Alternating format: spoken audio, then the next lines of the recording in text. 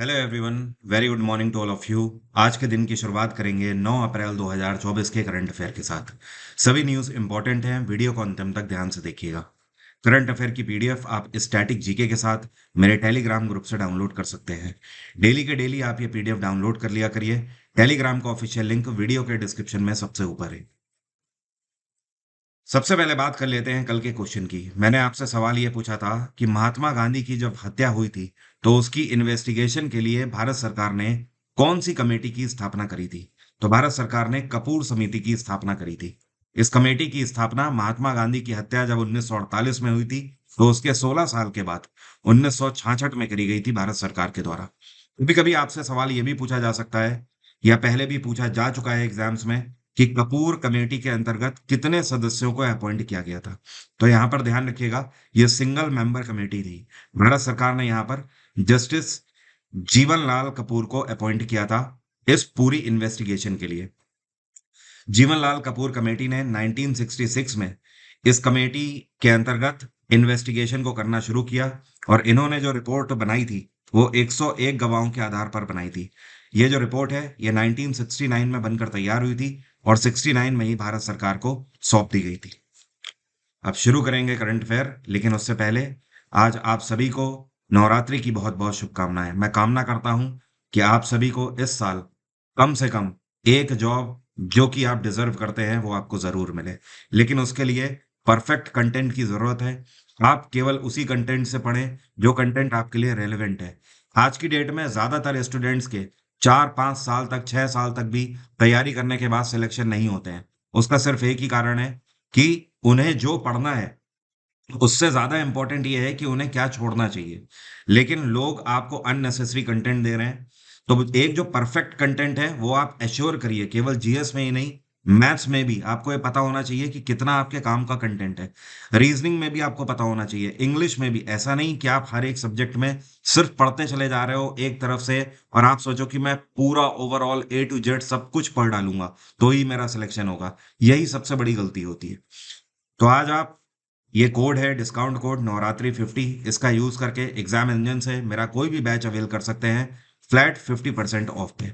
अभी तक 35 और 30% या 25% अलग अलग बैचेस पे चल रहा था, लेकिन अब नवरात्र के उपलक्ष्य में फ्लैट 50% का डिस्काउंट है इस टाइम पर। तो आज ही आप इसका फायदा उठा सकते हैं, स्पेशली मेरा जो फाउंडेशन बैच है उस पर। अब शुरू करते हैं करंट अफेयर। हाल ही में रक्षा मंत्रालय के द्वारा फैसला लिया गया है कि ये त्रिसेवा सम्मेलन आयोजित करेंगे और ये सम्मेलन परसों के दिन ही आयोजित किया गया है।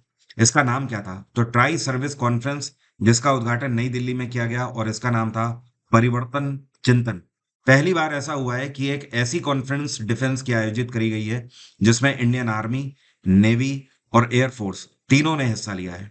और इस पूरी कॉन्फ्रेंस को लीड किया गया था सीडीएस, जो कि बोले जाते हैं चीफ ऑफ डिफेंस स्टाफ, और इनका नाम है अनिल चौहान। इनके द्वारा लीड किया गया। इस पूरी कॉन्फ्रेंस का मेन उद्देश्य ये था कि अगर कोई भी ऐसे कॉम्बैट एक्शन की जरूरत पड़ जाए तो उस टाइम पर ट्राई सर्विसेज हमारी तीनों एक दूसरे के कोऑर्डिनेशन के साथ अवेलेबल रहे कॉम्बैट पर। और मैंने आपको कुछ टाइम पहले ये भी बताया है कि डिफेंस मंत्रालय मुंबई के अंदर एक ट्राई सर्विस कमांड की भी स्थापना करने जा रही है। मतलब वहां पर स्पेशल कैटेगरी के आर्मी, नेवी और एयरफोर्स के ऑफिसर अपॉइंट किए जाएंगे और ये एक ऐसी कमांड होगी जो कि हमेशा तत्पर रहेगी कि कभी भी भारत में किसी भी थ्रेड की जगह ना बनने पाए, कोई भी 26/11 जैसा ऑपरेशन ना होने पाए, कोई भी ऐसी वारदात ना होने पाए जो कि हमारे देश के लिए घातक है। हाल ही में भारत सरकार की रिपोर्ट के आधार पर जो श्यामा प्रसाद मुखर्जी पोर्ट है, 2023 से 24 के सत्र में इन्होंने कितनी कार्गो हैंडलिंग करी है। तो दरअसल 2023 से 24 के सत्र में जो इनकी कार्गो हैंडलिंग रही है वो वेट में रही है 66.4 मिलियन टन कार्गो, और उससे पहले वाले सत्र में ये करीब 65 मिलियन टन थी। तो करीब अगर देखा जाए तो 1.11% की बढ़ोतरी सीधे इसमें देखने को मिली है। और आप ध्यान रखिएगा, एक और सवाल, 3 दिन पहले ही मैंने आपको बताया है कि 2023 से 24 के सत्र में भारत का एक कौन सा पोर्ट है जिसने सबसे ज्यादा कार्गो हैंडलिंग करी है। तो ये है पारादीप पोर्ट। कौन सा है? उड़ीसा का पारादीप पोर्ट। और पिछले कई सालों में ऐसा पहली बार हुआ है जब गुजरात का जो कांदला पोर्ट है उससे ज्यादा किसी ने कार्गो हैंडलिंग करी हो, तो ये है पारादीप पोर्ट। इस बार नंबर वन पे रहा है। नेशनल हैंडमेड डे कौन से दिन मनाया जाता है? हिंदी में बोलें तो राष्ट्रीय हस्त निर्मित दिवस। ये दिवस इसलिए मनाया जाता है जो हैंडीक्राफ्ट प्रोडक्ट्स हैं उनको प्रमोट किया जा सके। ये हर वर्ष 6 अप्रैल को तो नहीं मनाया जाता है, यह हर वर्ष अप्रैल के पहले सैटरडे को मनाया जाता है, लेकिन इस बार ये 6 अप्रैल को पड़ा है। इसकी थीम क्या थी? तो थीम थी इसकी बाई अ हैंडमेड प्रोडक्ट। आपको पता ही है भारत सरकार लगातार हैंडलूम प्रोडक्ट्स को, हैंडमेड प्रोडक्ट्स जो हैं मेक इन इंडिया के तहत उनको प्रमोट करती रहती है और जगह जगह पर कैंपेन लगाती रहती है। हाल ही में स्लोवाकिया के राष्ट्रपति पद के लिए इलेक्शन किसने जीत लिए हैं? तो स्लोवाकिया के अगले राष्ट्रपति होंगे पीटर पेलेग्रीन। क्या नाम है इनका? Peter Pellegrini. और स्लोवाकिया में वोटिंग के दौरान 53% वोट इनको प्राप्त हुए।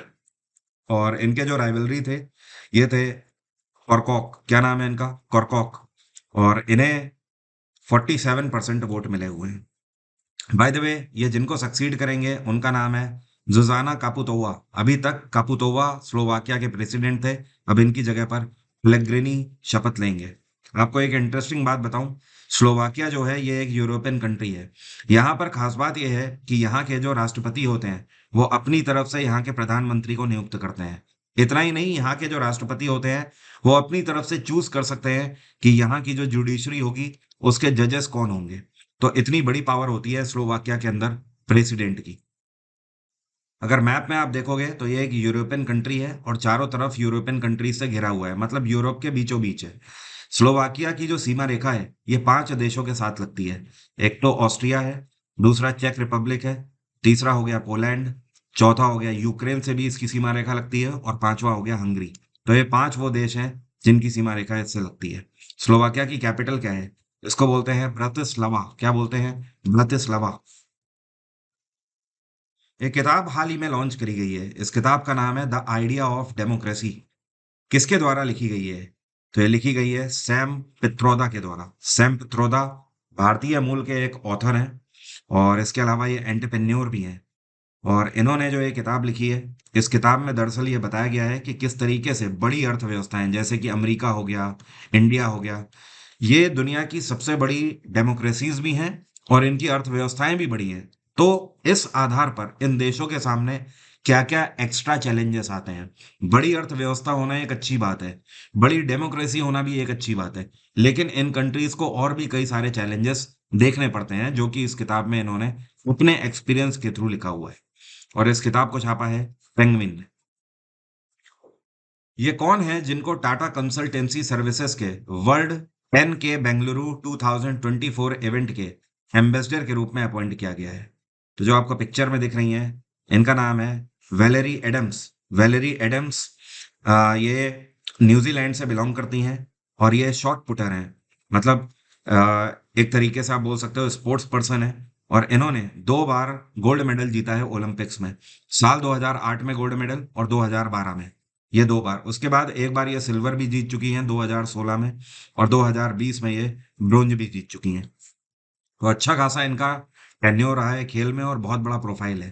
तो समझते हैं वर्ल्ड 10 के है क्या। देखिए यहाँ पर 10 के का मतलब है के, का मतलब क्या होता है? 1000 को रिप्रेजेंट करता है ना के। तो यहाँ पर 10,000, 10,000 का मतलब आपको पता है क्या है? ये एक तरीके की रेस है जो कि हर साल बेंगलुरु में अपॉइंट करी जाती है, मई से जून के महीने में। और ये जो रेस है ये 10 किलोमीटर की होती है। तो 10 किलोमीटर में कितने मीटर होते हैं? 10,000 मीटर होते हैं। इस वजह से इसका नाम वर्ल्ड 10 के रखा गया है। ओके। हर साल अलग अलग कंपनीज इसको स्पॉन्सर करती है। इस बार इसको टीसीएस स्पॉन्सर कर रही है। पहली बार वर्ल्ड 10 के बेंगलुरु जो है ये आयोजित करी गई थी 2008 में। और पहले 3 इवेंट को सनफीस्ट, आपने बिस्किट खाए है ना, उसी कंपनी के द्वारा स्पॉन्सर किया गया था। तो इस बार टीसीएस इसको स्पॉन्सर कर रही है और ये होने जा रही है 28 अप्रैल को, संडे का दिन है। विप्रो के नए सीईओ के रूप में कौन अपॉइंट किए गए हैं? तो अब से विप्रो के नए सीईओ होंगे श्रीनिवास पालिया।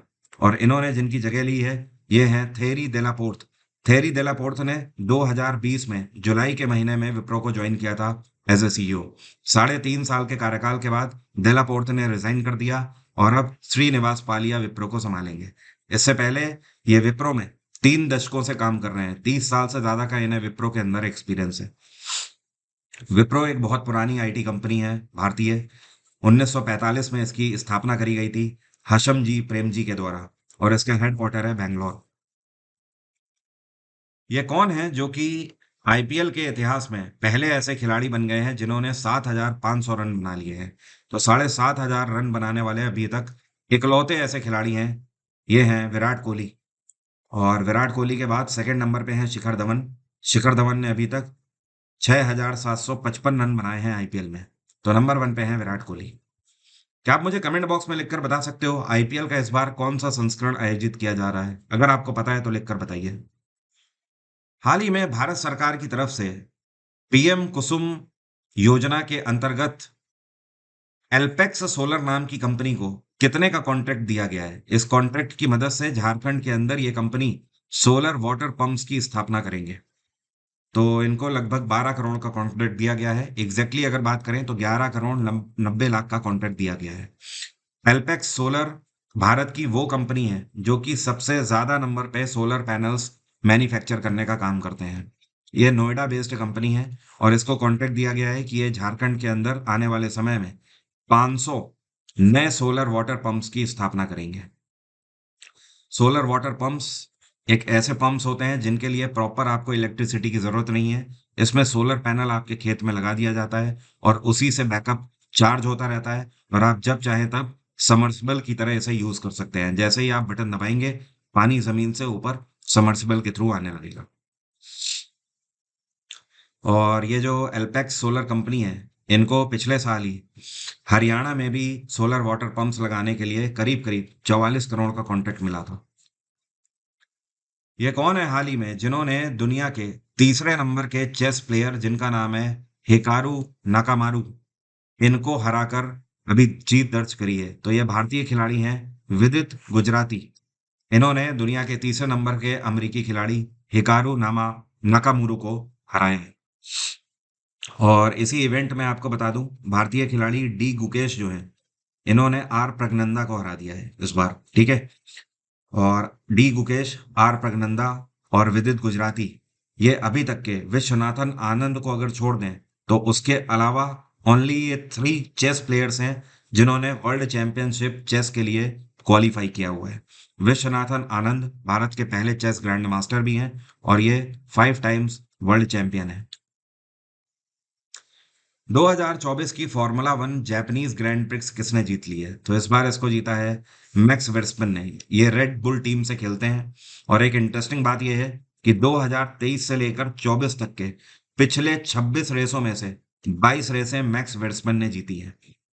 तो यहाँ पर आप एक चीज दिमाग में बैठा सकते हो कि अगर कभी भी किसी भी एग्जाम में आपसे क्वेश्चन पूछा जाए पिछले साल से लेकर अभी तक के कोई भी ग्रैंड प्रिक्स के बारे में, तो अगर आपको आंसर याद नहीं आ रहा है तो यहाँ पर मैक्सिमम प्रोबेबिलिटी है आप मैक्स वेर्स्पन अगर लगा देते हैं तुक्के के तौर पर, तो भी आपका आंसर सही होने के मैक्सिमम चांसेस हैं।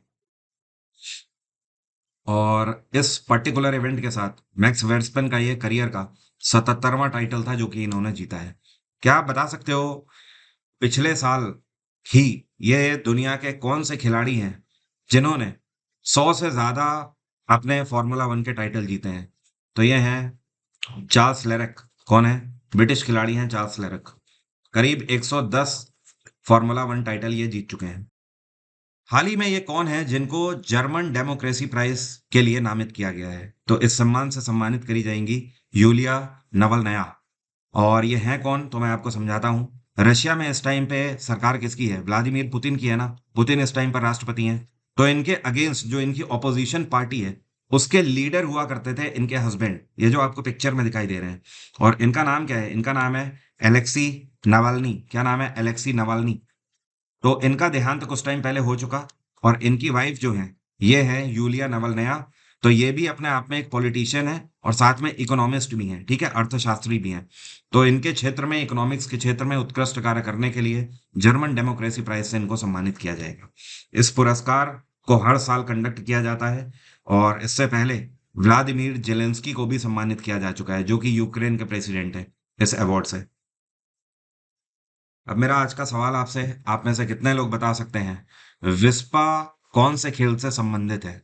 इसके लिए आपको इसका फुल फॉर्म भी पता होना चाहिए। कमेंट बॉक्स में लिखकर बताइए, पोलो, स्क्वैश, स्विमिंग या रेसलिंग। आज नवरात्रि के अवसर पर आप एग्जाम इंजन एप्लीकेशन में मेरे कोई भी बैच को अवेल कर सकते हैं फ्लैट 50% के डिस्काउंट पर। और स्पेशली अगर आप सीपीओ देने जा रहे हैं, एमटीएस या सीएचएसएल इस साल का देने जा रहे हैं, तो उसके लिए स्पेशल बैच मैंने लॉन्च किया है, जिसमें कंप्लीट जीएस जीके तो है ही है, साथ में कंप्लीट रीजनिंग भी कवर है। तो 2 in 1 बैच है। इसका फायदा आप आज ही ले सकते हैं। आज की बात यहीं तक रहेगी। Thank you so much. Have nice day. Take care. Bye bye. आपका दिन मंगलमय हो।